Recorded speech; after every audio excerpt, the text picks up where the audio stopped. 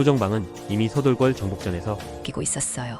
그 중에서도 가장 높고 넓은 깃발 아래 철갑을 입은 배들이 줄지어 들어오고 있었죠. 덕적도 앞바다는 그야말로 철과 바람과 함성으로 뒤섞여 있었고, 멀리서 그걸 바라보던 신라 수송선단은 조용히 배머리를 맞추고 있었어요. 신라 쪽 배에서는 비단에 쌓인 쌀자루, 말린 고기, 꿀에 절인 대추 같은 것들을 조심조심 꺼내고 있었어요. 작은 종들과 관리들은 땀을 닦으며 연신 고개를 숙이고 있었고요. 그 앞에서 김유신은 가만히 서서 바다 쪽을 바라보고 있었어요. 눈을 가늘게 뜬 채 해풍을 맞고 있었죠. 말은 없었지만 가슴 안쪽에서 무언가가 한 번씩 뻐끔뻐끔 퍼품을 내고 있었어요. 당나라의 대장군 소정방이 제일 큰 배에서 내리고 있었어요.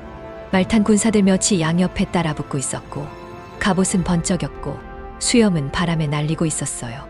그가 첫눈에 김유신을 보자마자 피식 웃었어요. 그리고 옆에 서 있던 도장에게 한마디 툭 던졌죠. 이게 나라 대표냐? 저건 애 새끼고 저건 상좌야 뭐야? 그 말에 당나라 장수들 사이에서 킥킥 소리가 퍼지고 있었어요. 누군가는 헛기침으로 참는 척했고, 누군가는 아예 배 위에서 박수를 쳤어요. 신라 관리들은 그 말을 못 들은 척 고개를 숙였지만 김유신은 그대로 서 있었어요. 그 눈빛은 짧게 흔들렸다가 곧 돌처럼 굳어지고 있었죠. 연회는 그날 저녁에 열렸어요. 신라 쪽에서는 어찌나 정성껏 준비했는지 비단상의 녹그릇, 은수저, 꿀술까지 한 상 가득 차려놨었어요. 백제 땅을 점령하러 가기 전 동맹국 대접이랍시고 최고 대우였던 거죠. 그런데 그 상을 본 소정방은 웃으면서 말했어요. 이런 건 돼지밥도 못 되겠구나. 옆에 있던 부장이 따라 웃었어요. 비단에 쌀을 싸봤자 쌀은 쌀이지요. 그나마 찰기도 없고 말입니다. 신라 병사들은 고개를 숙이고 있었고, 주방을 맡은 여종 몇은 뺨이 붉게 달아오르고 있었어요. 김유신은 아무 말 없이 술잔을 들었고, 잔 안의 꿀술은 가만히 흔들리고 있었어요. 그리고 그는 입을 떼지 않았지만 그 흔들리는 잔을 한참이나 바라보고 있었어요. 그날 밤 당나라 병사들은 신라 병사들이 줄지어 훈련하는 걸 보고 있었어요. 그들은 일부러 박수를 치며 따라 걷고 있었죠. 나무 토막이냐? 무릎이 안 접힌 갑옷이냐? 그들은 일부러 몸을 뻣뻣하게 하고 팔을 들며 흉내를 내고 있었어요. 신라 병사 몇은 참지 못하고 고개를 돌렸고, 한 병사는 입술을 깨물고 있었어요. 김유신은 그 모습을 멀리서 지켜보고 있었어요. 말없이 다만 손등 위에 맺힌 물방울 하나를 털어냈죠. 그 밤 장막 안에서 그는 밀지를 작성하고 있었어요. 거기엔 이런 글이 적혀 있었어요. 당은 신라를 동맹으로 보지 않는다. 조롱은 시작일 뿐이다. 백제를 넘긴 날 신라도 넘길 것이다. 준비하라. 구덩이를 파라. 바람은 연회장의 잔부를 흔들고 있었고, 바다의 소금내는 여전히 옷자락 끝에 남아 있었어요. 그날 짠내는 바다에서 난 게 아니었어요. 그건 분노와 모욕의 냄새였고, 김유신은 그 냄새를 가슴 깊숙이 삼키고 있었죠. 백제를 향해 가는 길목, 사방에 뿌연 먼지가 피어오르고 있었어요. 당나라 군사들이 탄 말들이 길을 누비고 있었고, 말발구 말에 선 돌멩이들이 자꾸 튀고 있었죠. 그날 김유신은 길가에서 잠시 멈춰 있었어요. 말물을 먹이고 병사들 한식도 챙기며 조용히 대열을 조정하고 있었죠. 그의 얼굴은 굳어 있었고 바람이 뺨을 스치고 지나가고 있었어요. 그때였어요. 말탄 당나라 장수가 앞에 멈춰 서더니 비죽 웃으며 말했어요. 이 길은 누가 닦았느냐? 비에 한번 쓸려가면 발목이 빠지겠군. 김유신은 눈을 들지 않고 말했어요. 신라 백성들이 직접 고개를 깎아 만든 길입니다. 백제 정벌을 위해 일부러 닦았습니다. 장수는 말해서 내려 두어 번 뛰어보더니 턱을 치켜 세우며 한마디 했어요. 그럼 우린 정벌을 하고 너희는 길이나 닦는 거군. 그 말에 당나라 병사 몇이 킥킥대며 웃고 있었어요. 신라 병사들은 입술을 깨물고 있었고, 어떤 이는 고개를 돌려 먼 산만 바라보고 있었어요. 그날 점심 큰 마을 하나에 도착했어요. 백제 유민들이 피신해 있던 마을이었죠. 마을 밖에 말 사육장이 있었고, 당군은 그곳에서 좋은 말을 몇 마리 발견했어요. 신라 병사가 급히 뛰어와 외쳤어요. 장군님, 그 말은 저희 신라군에 보급된 전마입니다. 이미 조정에서 등록된 말입니다. 그러자 당 장수는 말고삐를 잡은 채로 말머리를 쓰다듬으며 대답했어요. 너희는 걷지 않느냐? 걷는데 킥기잖아. 우리는 말 타고 싸운다. 말은 우리한테 어울리지. 말은 울고 있었고 신라 병사는 아무 말도 하지 못하고 서 있었어요. 그저 손만 움켜쥐고 있었어요. 김유 씨는 그 광경을 먼 발치에서 바라보고 있었고 입가가 살짝 경직돼 있었죠. 해질 무렵 당구는 연회를 열었어요. 이번엔 김유신도 초청되었어요. 가죽 덮개 위엔 고기가 구워지고 있었고 옆에서는 당나라, 악사가 피리를 불고 있었어요.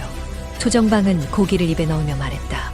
김 장군, 자네들 말 타는 걸 본 적이 없네. 혹시 신라에서는 걸어서도 전쟁을 하나? 김유신은 한참을 말없이 앉아있다가 고개를 들었어요. 당나라에선 말이 없으면 전쟁을 못하십니까? 당 장수들은 움찔했지만 소정방은 웃고 말았어요. 허허, 농담이야, 농담. 마음에 두지 말게. 김유신은 잔을 들었어요. 그리고 조용히 대답했어요. 예, 말보다 빠른 것이 있습니다. 오, 뭔가. 원한입니다. 그 순간 잔을 들던 병사의 손이 멈췄고 불길이 고기를 태우며 튀고 있었어요. 하지만 아무도 말을 잇지 않았어요. 그날 밤 김유신은 장막 안에서 병사들을 불러 모으고 있었어요. 그의 목소리는 조용했지만 방망이처럼 무겁게 내려앉았어요. 오늘 말을 빼앗겼지. 내일은 땅을 빼앗길 거다. 그리고 그 다음은 나라다. 이걸 막으려면 오늘의 모욕을 다 외워둬라. 밖에서는 밤바람이 지나가고 있었고 그 바람 속엔 당나라 병사들의 웃음소리가 간간히 들리고 있었어요. 하지만 신라 병사들은 그 웃음이 언젠간 멎을 날이 올 거라는 걸 알고 있었어요. 아침 햇살이 들판을 비추고 있었어요. 서쪽 바람이 흙먼지를 말아올리고 있었고 깃발들은 슉슉 소리를 내며 펄럭이고 있었어요. 신라와 당나라 군대는 같이 움직이고 있었지만 딱히 같이라는 말이 어울리지는 않았어요. 걸음걸이도 다르고 말투도 달랐고 심지어 바라보는 눈빛조차 달랐거든요. 그날 낮 작은 주둔지에서 쉬는 시간이었어요. 신라 병사 하나가 급히 항아리에서 물을 퍼올리고 있었어요. 그 병사는 18살, 이름은 박천덕이었고 이제 막 입대한 아이였어요. 그는 두 손으로 물항아리를 안고 조심조심 걸어가고 있었어요. 그때 당나라 병사 몇이 지나가다가 일부러 어깨를 부딪혔어요. 항아리가 떨어졌고 물이 쏟아졌어요. 천덕은 그대로 무릎을 꿇은 채 얼른 조각을 모으고 있었어요. 이게 뭔가? 물 갖다 바친 건가? 당 병사 하나가 발끝으로 천덕의 등을 툭툭 쳤어요. 다른 병사는 말에서 내려 흙탕물을 한 국자 퍼서 천덕의 머리에 부었어요. 신라 사람들은 머리부터 먹는 모양이군? 웃음소리가 났고 몇몇 신라 병사들이 그 모습을 바라보고 있었어요. 가슴이 부글부글 끓고 있었지만 누구도 움직이지 않았어요. 움직였다간 전투보다 먼저 싸움이 날 수도 있었으니까요. 그때 천덕이 천천히 일어나고 있었어요. 온몸에 물과 흙이 묻어 있었고 눈가에는 피가 맺혀 있었어요. 하지만 그는 웃지 않았고 울지도 않았어요. 그는 허리를 세우고 조용히 말했어요. 저는 병사입니다. 머리부터 밥을 먹지 않습니다. 그 말의 순간 조용해졌어요. 당 병사 하나가 조용히 칼자루를 잡았어요. 그걸 본 신라 병사들이 반쯤 일어나고 있었고 그때였어요. 김유신이 말을 타고 조용히 그쪽으로 오고 있었어요. 그는 천덕을 한 번, 당 병사를 한 번 바라봤어요. 왜들 일어나? 그 말 한마디에 모두가 멈췄어요. 김유신은 천덕 앞에 다가가 그의 어깨를 툭 쳤어요. 다친 곳은 없느냐? 괜찮습니다. 장군님, 그릇은 깨졌지만 내 마음은 안 깨졌구나. 천덕은 대답 대신 고개만 숙였어요. 김유신은 당 병사 쪽을 바라보며 웃으며 말했어요. 귀국의 병사들은 배가 고프면 날에서 내리고 목이 마르면 사람에게 물을 끼얹는군요. 그 말에 당 병사들은 아무 말도 못하고 있었어요. 그들은 소정방을 의식하고 있었고 김유신의 눈빛에서 싸우고 싶은 마음이 아니라 기록하고 있는 마음을 느끼고 있었어요. 그날 밤 김유신은 병사들 앞에서 짧게 말했어요. 너희들이 본 건 물을 쏟은 게 아니라 자존을 지킨 거다. 내 무릎을 지켰다는 건 우리의 목숨을 지킨 거다. 내일도 걷는다. 당당하게. 천덕은 아무 말 없이 군화끈을 묶고 있었고 주변 병사들이 조용히 옆에 앉아 있었어요. 그들은 같이 침묵하고 있었고 그 침묵은 복수의 씨앗처럼 땅속에 묻히고 있었어요. 해가 서쪽으로 기울고 있었어요. 백제의 폐허 위에 뿌연 연기가 피어오르고 있었고 당나라 병사들의 천막엔 기름 냄새와 웃음소리가 감돌고 있었어요. 그날 밤 당나라 장수 소정방은 큰 연회를 준비했어요. 신라 장군들도 초청되었고 김유신 역시 이름이 적힌 좌석에 앉아 있었어요. 자리에는 비단으로 쌓인 술 항아리가 놓여 있었고 구운 양고기와 기름진 만두가 한가득 차려져 있었어요. 소정방은 잔을 들며 크게 말하고 있었어요. 오늘은 계림국 김 장군을 위해 마련한 자리요. 천자의 뜻을 전하고 황제의 은혜를 나누는 담이니 마음껏 드시오. 당나라 장수들이 웃으며 박수를 치고 있었어요. 신라 쪽 장수들은 조용히 고개를 숙이고 있었고 김유신은 잔을 가만히 바라보고 있었어요. 그때 소정방이 김유신 쪽으로 고개를 돌렸어요. 입가에는 얄팍한 웃음이 떠 있었고 목소리는 더 작지만 날이 서 있었죠. 김 장군, 우리 당나라에선 속국의 장수를 특별히 대접하오. 잔을 받을 땐 반드시 두 손으로 고개는 45도 숙이는 게 예의지요. 김유신은 아무 말도 하지 않았어요. 그저 잔을 들고 술을 입에 댔어요. 한 모금 천천히 넘기고 있었죠. 소정방은 더 자극을 주고 싶었는지 말을 이어갔어요. 당이 백제를 멸한 건 천자의 뜻이고 신라가 거들었을 뿐이오. 그러니 이 공은 누구의 것인가? 당나라 장수들이 웃으며 외쳤어요. 천자의 것, 소정방 장군의 것. 신라는 길 안내. 잔들이 부딪히고 있었고 누군가는 김유신을 향해 눈짓을 하며 비웃고 있었어요. 그때 김유신은 조용히 입을 열었어요. 저희 신라에선 술을 받을 때 고개를 숙이기보단 목숨을 걸고 마십니다. 그 말에 장내가 조용해졌어요. 잔을 들던 손들이 멈췄고 누군가는 헛기침을 하며 분위기를 풀려 했어요. 하지만 김유신은 말을 멈추지 않았어요. 백제를 무너뜨린 건 천자의 힘도 있고 신라 백성들의 피도 있습니다. 당나라가 말 위에서 싸웠다면 신라는 맨발로 걸었습니다. 소정방은 웃고 있었지만 그 웃음엔 불쾌한 주름이 함께 섞여 있었어요. 계림국의 대장군다운 말씀입니다. 그러니 이제 편히 쉬시오. 이후 전쟁은 우리가 하겠습니다. 그 말에 김유신은 자리에서 조용히 일어섰어요. 그렇다면 그 뒤의 일도 책임지셔야 할 겁니다. 그는 천천히 장막 밖으로 나가고 있었어요. 잔속술은 아직 따뜻했고 바람은 그 냄새를 따라 장막 바깥으로 퍼지고 있었죠. 그날 밤 김유신은 장막 안에서 혼자 있었어요. 등잔불 아래 그는 오래된 병법서를 펼쳐두고 있었고 그 위엔 쪽지가 한 장 놓여 있었어요. 잔을 들었고 목숨을 삼켰다. 이제는 칼을 들어야 할 때다. 밖에서는 아직도 당나라 병사들의 웃음소리가 들리고 있었어요. 하지만 김유신의 눈빛은 점점 더 차가워지고 있었어요. 그는 오늘을 잊지 않을 거였어요. 촉국의 잔을 들었던 그 순간 그것이 바로 당을 땅에 묻기로 결심한 시간이었어요. 정림사지 백제의 사비성 한복판에 자리한 절터였어요. 탑은 단쯤 무너져 있었고 주변은 군화 자국과 말발굽 자국으로 흙먼지가 뿌옇게 일고 있었어요. 그날 당나라 군사들이 바삐 움직이고 있었어요.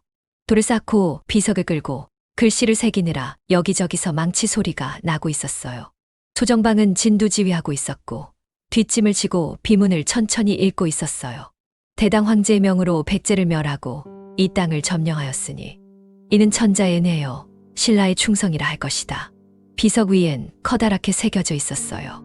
따 당핀다이지 즈베, 즉 당나라가 백제를 평정했다는 글귀였어요. 신라 군사 몇이 멀찍이 서서 그걸 바라보고 있었고 조용히 수군거리고 있었어요. 이걸 우리가 왜 지켜봐야 합니까? 우리가 같이 싸웠잖아요. 백제랑 원수라지만 이건 좀... 김유신은 조용히 걸어오고 있었어요. 그는 말에서 내리지도 않고 먼 거리에서 가만히 그 비문을 읽고 있었어요. 소정방이 그를 알아보고 손을 들어 인사했어요. 김 장군, 잘 오셨습니다. 이 탑 기억나시지요? 백제의 옛 불탑입니다. 이제 황제의 명으로 승첩비를 세우게 되었지요. 김유신은 아무 말도 없이 다가가 말을 탄 채로 비석을 바라봤어요. 그리고 조용히 물었어요. 비문의 신라에 대한 말은 어찌 적으셨습니까? 소정방은 피식 웃으며 대답했어요. 신라 충성하였다라고 써두었지요. 짧지만 의미는 크지 않소. 충성은 아름다운 덕목이지요. 김유신은 말고삐를 조용히 움켜쥐고 있었어요. 숨이 길어지고 있었고 입술이 바짝 말라 있었어요. 장군께선 마른 돌에 새기고 신라는 모래 위에 세우십니까?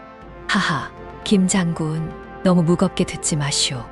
역사는 결국 이긴 자의 손에 남는 법이오. 그 말에 김유신은 천천히 고개를 끄덕였어요.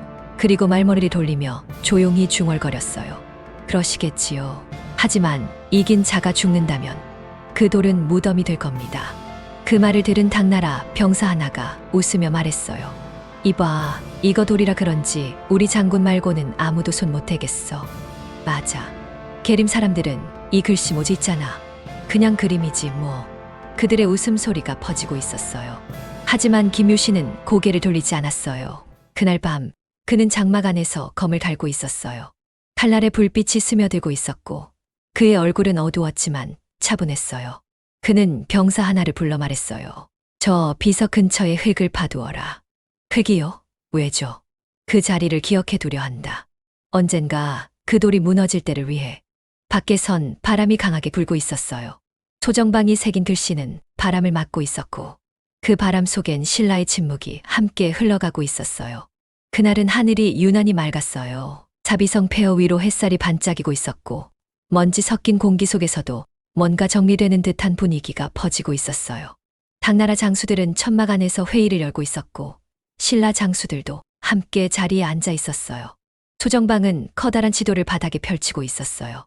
그 지도에는 백제 땅이 크고 붉은 붓으로 그려져 있었고 신라 쪽은 얇고 창백한 선으로 구분되어 있었죠. 오늘은 백제 전역에 대한 시급 분배를 논하려 합니다. 소정방은 당당하게 말하고 있었어요.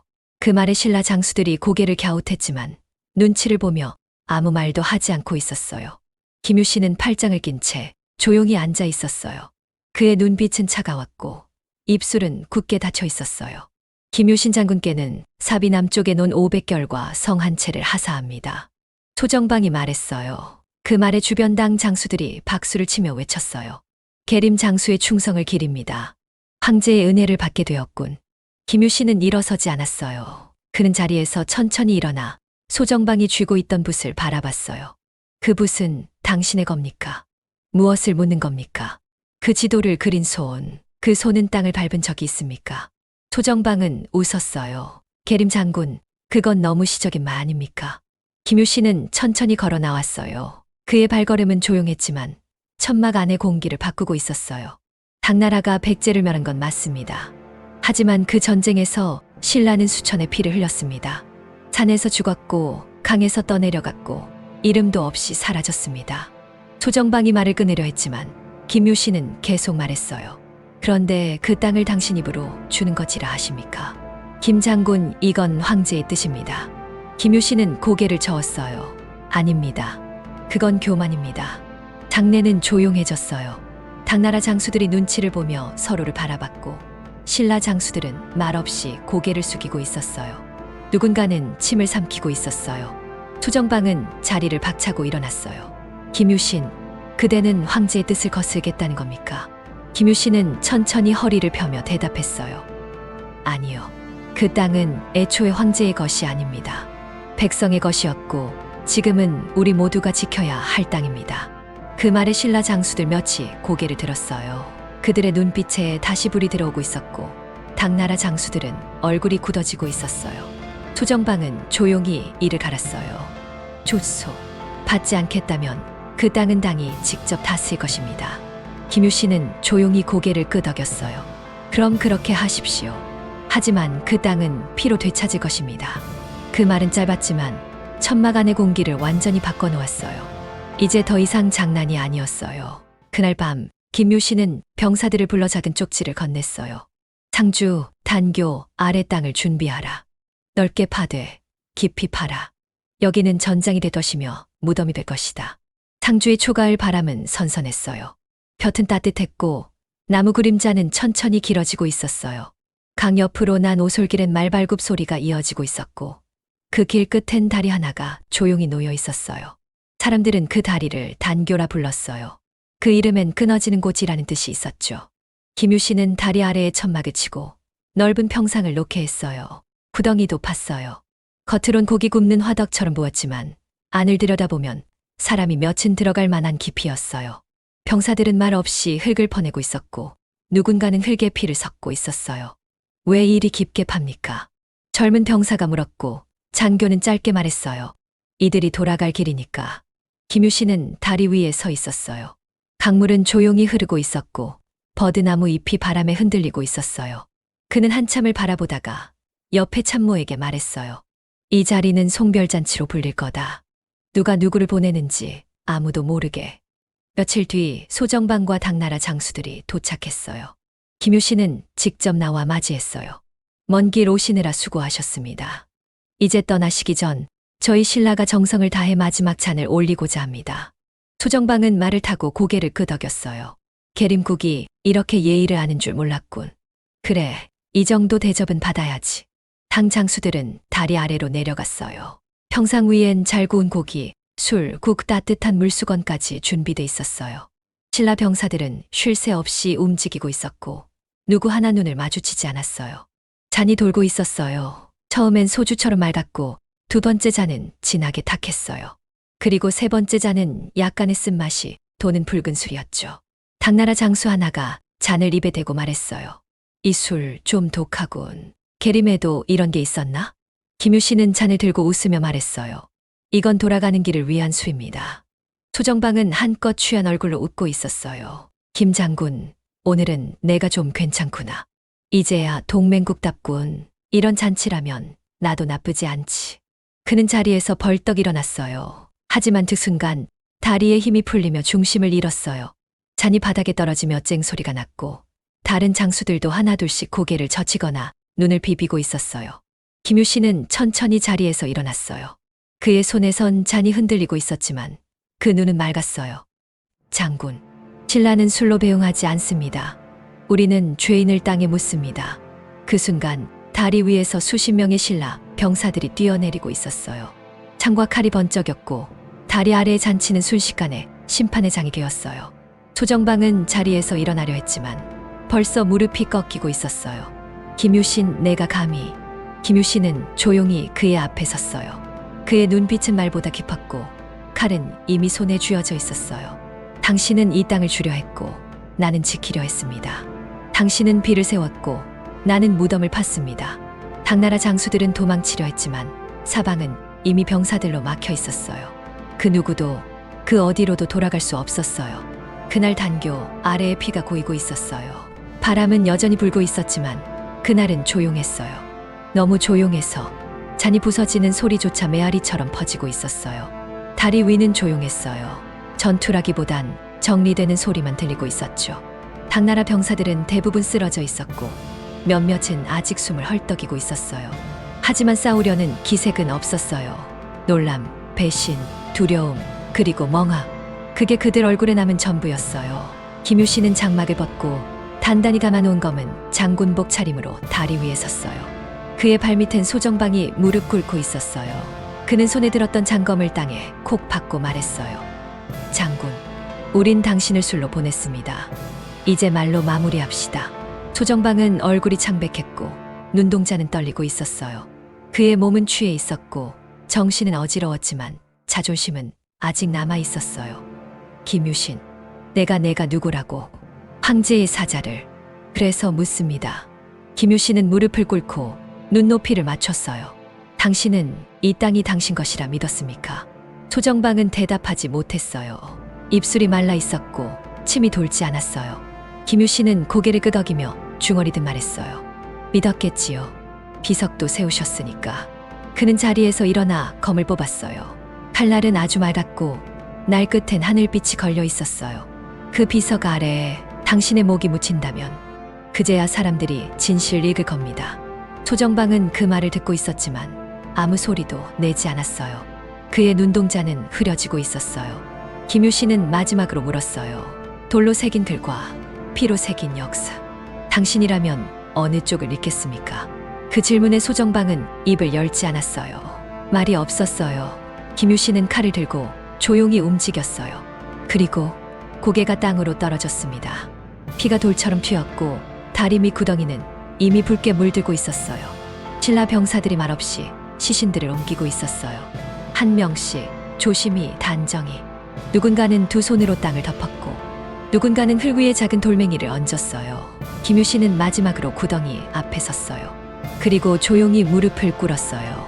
그는 흙에 손을 대고 말했어요. 여기는 돌아가지 못한 자들이 묻힌 곳이다.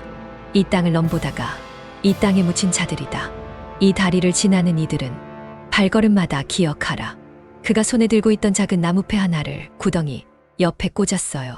거기엔 단 세 글자만 새겨져 있었어요.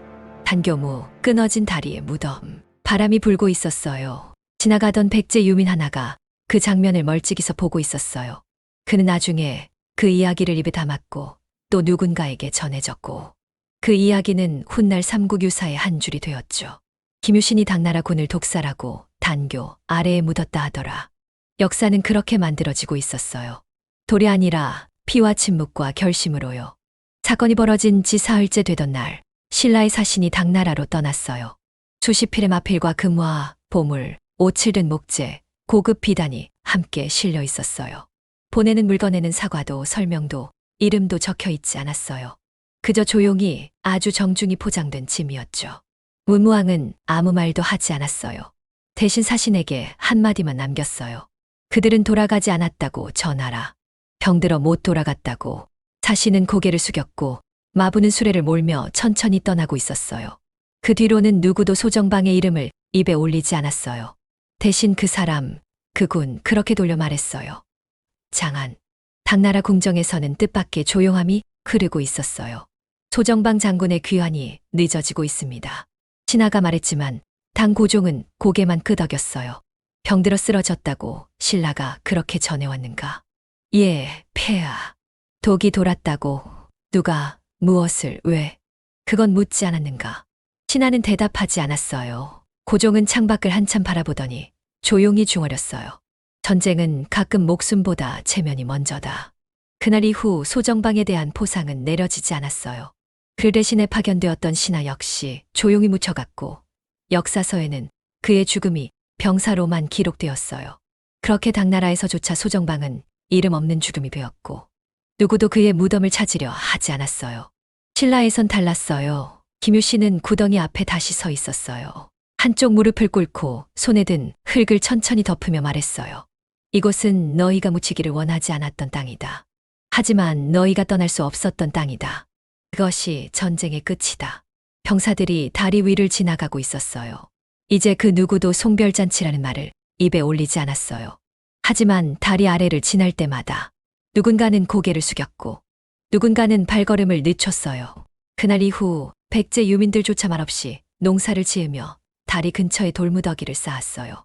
그 돌무더기는 무덤도 기념비도 아니었지만 무언가가 있었다는 흔적이었죠. 그해 겨울은 생각보다 따뜻했어요. 단교 위엔 눈이 쌓이지 않았고 바람도 유난히 조용했어요. 강물은 여전히 흐르고 있었고 다리 아래는 흙으로 덮인 채 그대로 남아 있었어요.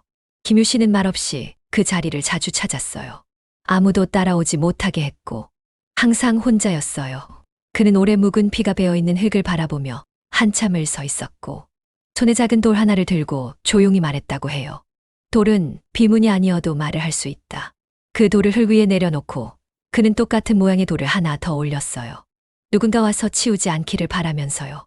그날 이후 그 자리를 지나던 사람들은 말없이 작은 돌을 하나씩 얹기 시작했어요. 그들 중 누구도 이유를 묻지 않았고 그저 그렇게 하게 된다고 말했죠. 수십 년이 흘렀고 어느 날엔 아낙네가 밭에 지나가며 거기다 떡을 하나 놓고 갔어요. 가다가 배고프면 드시오 하고 중얼였지만 사실 누구에게 말한 건지도 몰랐어요. 또 어느 날엔 아이들이 거기다 나무십 인형을 세워놓고 놀았어요. 이건 무사 인형이야. 지켜주는 거야. 그 아이는 누군가에게 들은 것도 아니고 그저 그렇게 느껴졌다고 했죠.